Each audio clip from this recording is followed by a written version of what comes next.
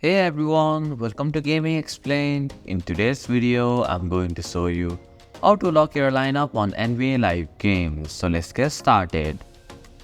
First, open the NBA Live game on your device.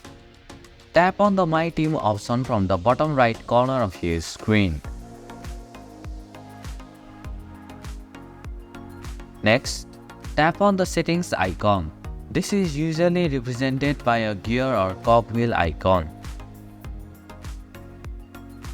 In the settings menu, you will see the lock option.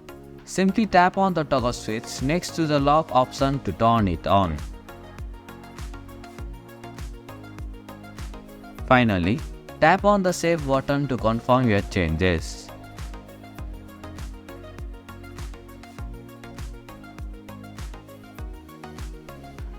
Now your lineup is locked and cannot be changed or modified.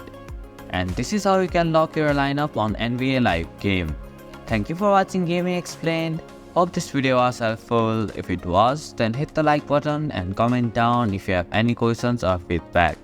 Also, if you are new to our channel, please subscribe and hit the bell icon so that you won't miss our upcoming videos.